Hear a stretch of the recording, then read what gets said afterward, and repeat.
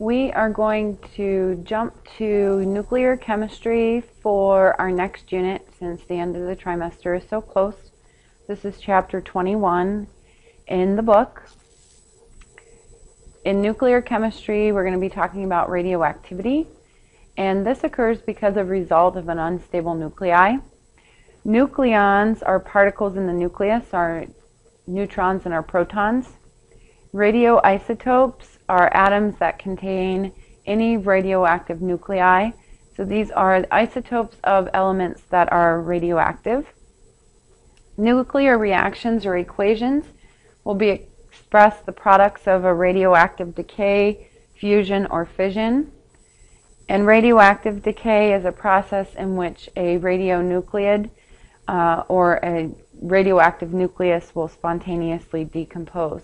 So with nuclear chemistry, we are focusing on the chemistry of the nucleus of these atoms and how they change over time. Most common types of radioactive decay, there are a few that you need to know. First, there is an alpha decay, and here is the symbol, the Greek letter alpha, or you could use the helium nucleus. Now remember, this is a helium nucleus, so there's no electrons around it. Therefore, it has a +2 charge. But an alpha particle has a mass of 4 and has 2 protons in it. So in an alpha particle, it will have 2 neutrons and 2 protons in that particle. So it's an energized helium nucleus. It travels in the air only a few centimeters, and it cannot penetrate human skin. Here's an example. Uranium-238 goes through an alpha decay. So one of the products is an alpha particle, and then the remaining product is thorium-234. Thorium-234 is another radioisotope. You will notice, or should notice, that the masses on this side add up to be the same mass on this side, and then the proton numbers add up to be the same proton number as the reactant side. So our numbers will still be the same even though we are changing elements and this alpha particle is being given off this alpha radiation. So here's a picture of another example, plutonium-240. If it goes through an alpha decay, an alpha particle is given off, and then we have a new element here, uranium-236. Now remember, this will only occur with nuclear chemistry, where you will see a change in element and the change of protons. So here is the plutonium-234. The alpha particle comes off, and it changes into uranium-236. So what product is formed when radium-226 undergoes an alpha decay? To do this, we're going to write what we already know. And we know radium, which is Ra, and it's 226. Look up the proton number on the periodic table, and that is number 88.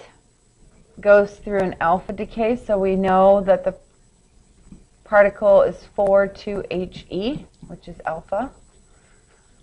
So what must be produced? Well, 226 minus 4 is 222, and 88 minus 2 is 86.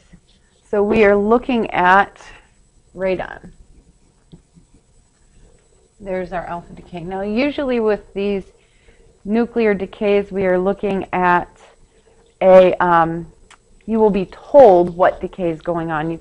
I can't just say radium-226 decays. You need to know the specific decay that the element goes through. Here's another example. A beta decay is a beta particle. Again, you can use the Greek symbol B, or you can use the electron because it is a high energy electron. Now with the beta decay, it can travel approximately 300 centimeters and can penetrate your skin, but this is very rare. An example of this is I-131, goes through a beta decay, and you'll notice that then it will produce Xc131. One thing to keep in mind with this is you'll notice that the charge on an electron is -1. So on this side, a -1 plus a 54 is a 53, which matches on this side. There will be no mass change with a beta decay, but you will see a change in the number of protons. Be careful of the math here. A lot of times students would write that this is 52. This is not 52 because you're adding a negative charge to that side. You might be thinking, well, where does an electron come from in the nucleus? Electrons are generally found in the electron cloud, so how does an electron or a negative beta particle come out of the nucleus? Well, what ends up happening is that you'll have a neutron, and this neutron will actually, under nuclear conditions, break into a beta particle. So here's our beta particle, and a proton. So you'll notice if you add these two together, you will get a 0 charge, -1 and a +1.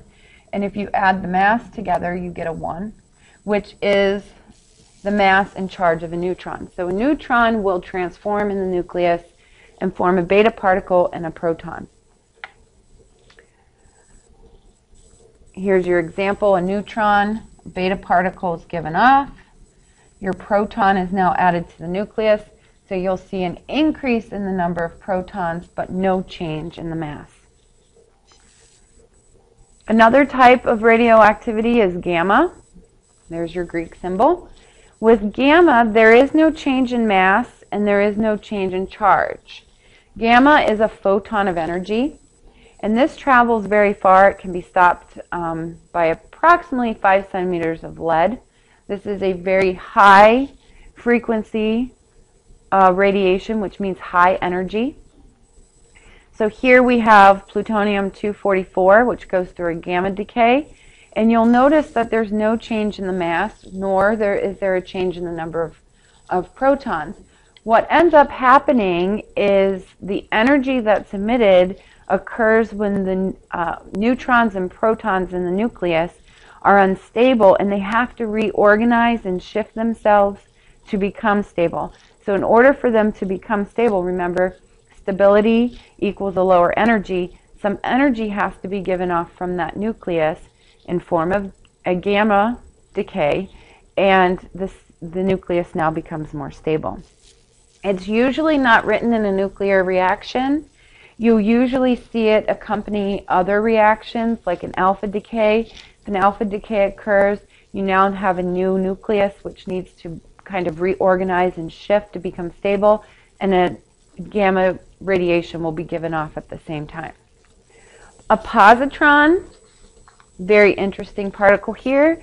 Positron is actually a positive electron. This is considered antimatter because it's a positively charged electron. And what ends up happening with a positron is when it's given off, it will usually collide with an electron in the electron cloud, and they're annihilated. And when that happens, a gamma ray will be produced. So here's an example of a positron decay. Carbon-11 goes through positron decay. You get boron-11. You'll see a change in the number of protons right here, but no change in the mass. Again, on this side, +1 and a +5. A +1 and +5 is a 6, and the mass is 11 on both sides. So your masses and number of protons need to equal. Well, where does a positive electron come from?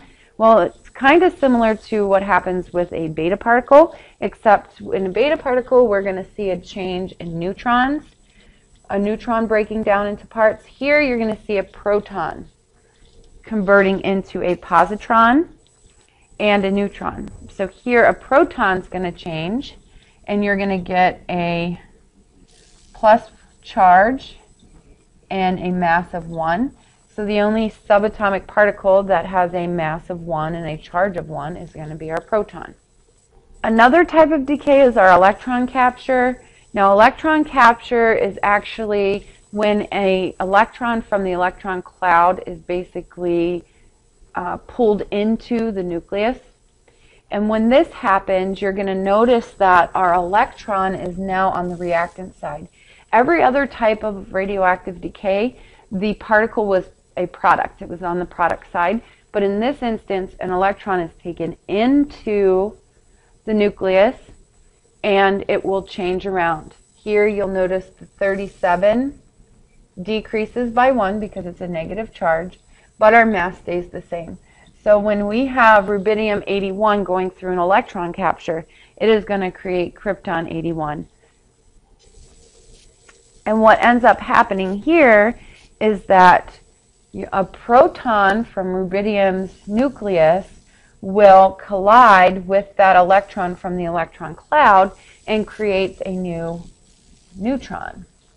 And that neutron then will change the number of protons, but not change the mass. So a proton and electron will collide and convert into a neutron. So it's kind of the opposite electron capture of the beta particle. Some sample problems here. Write the nuclear equations for the following processes. Mercury 201 undergoes electron capture. So in this instance, you're going to have mercury, which is Hg, and this will be 201. And mercury's number is 80. And it goes through electron capture. So this indicates that this will be a reactant. And what happens is you get 201, the mass doesn't change, but 80 minus 1 is 79, which ends up being gold, Au. Thorium-231 decays to form protactinium-231. So now here they're giving you the reactant, thorium, and thorium is number 90, and it produces a particle plus protactinium, which protactinium is 91, and it has a mass of 231, and 91 is protactinium, and that's a Pa for its symbol. So what symbol here we need to look? We have 231 on both sides, so whatever our particle is has no change in mass. And we have 90 on the reactant side and 91 on this side. So this must be a -1. And the only particle that has a -1 is our beta. So you could write it like that, or you could write the beta sign. So two ways that you're going to see nuclear equations being done. Nuclear stability, there's no single rule that allows us to predict radioactivity. Some observations are helpful, though, in making some predictions. There is the neutron to proton rule, a radioactive series, magic numbers, or number of protons and neutrons. With our proton rule, like charges repel each other. So in our nucleus, we have neutrons and protons, and the only one that has a charge is protons. So what keeps all the protons in the nucleus? Remember from way back when that strong nuclear forces, or that force of attraction, will keep our protons together in the nucleus. The neutrons also play a role. The neutrons are kind of like the buffer that keeps the positive charges from becoming too overpowering and essentially bursting out of the nucleus. So the more protons in the nucleus, the more neutrons you need to stabilize that nucleus. The neutron to proton ratio can then be very helpful in predicting the stability. And we used a very nice graph here to help us kind of predict what will happen in terms of radioactivity.